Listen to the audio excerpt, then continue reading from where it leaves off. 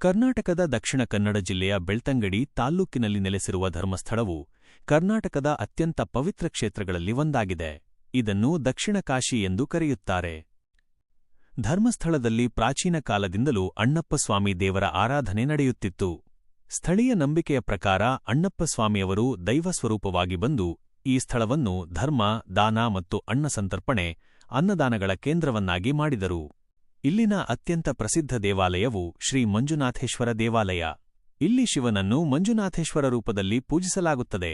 ವಿಶೇಷವೆಂದರೆ ಈ ದೇವಾಲಯವನ್ನು ಹೆಗಡೆ ಕುಟುಂಬದವರು ನಿರ್ವಹಿಸುತ್ತಿದ್ದಾರೆ. ಹೆಗಡೆಯವರು ಜೈನ ಧರ್ಮಸ್ಥರು ಆದರೂ ಅವರು ಶೈವ ದೇವಾಲಯವನ್ನು ಶ್ರದ್ಧೆಯಿಂದ ಪಾಲಿಸಿಕೊಂಡು ಬರುತ್ತಿದ್ದಾರೆ. ಇದು ಧರ್ಮಸ್ಥಳದ ವಿಶೇಷತೆ, ಧರ್ಮದ ವೈವಿಧ್ಯದಲ್ಲಿ ಏಕತೆ. ಧರ್ಮಸ್ಥಳದಲ್ಲಿ ಅನ್ನದಾನ ಪರಂಪರೆ ಬಹಳ ಪ್ರಸಿದ್ಧ. ಪ್ರತಿದಿನ ಸಹಸ್ರಾರು ಯಾತ್ರಿಕರಿಗೆ ಉಚಿತ ಅನ್ನದಾನ ಮಾಡಲಾಗುತ್ತದೆ. ಶತಮಾನಗಳಿಂದಲೂ ಈ ಸೇವೆಯು ನಿರಂತರವಾಗಿ ನಡೆಯುತ್ತಿದೆ. ಇದರ ಮೂಲಕ ಅನ್ನದಾನವೇ ಮಹಾದಾನ ಎಂಬ ಮಾತಿನ ಮಹತ್ವವನ್ನು ಇಲ್ಲಿ ಅನುಭವಿಸಬಹುದು. ಅಷ್ಟೇ ಅಲ್ಲದೆ ಧರ್ಮಸ್ಥಳವು ಶಿಕ್ಷಣ, ಆರೋಗ್ಯ ಮತ್ತು ಸಾಮಾಜಿಕ ಸೇವಾ ಕ್ಷೇತ್ರಗಳಲ್ಲಿ ಮಹತ್ವದ ಕೊಡುಗೆಯನ್ನು ನೀಡಿದೆ.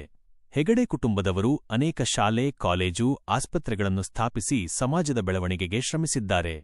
ಇಂದು ಧರ್ಮಸ್ಥಳವು ಕೇವಲ ದೇವಾಲಯವಲ್ಲ, ಅದು ಮಾನವೀಯತೆ, ಸಹೋದರತ್ವ ಮತ್ತು ಸೇವಾ ಮನೋಭಾವದ ಸಂಕೇತವಾಗಿದೆ.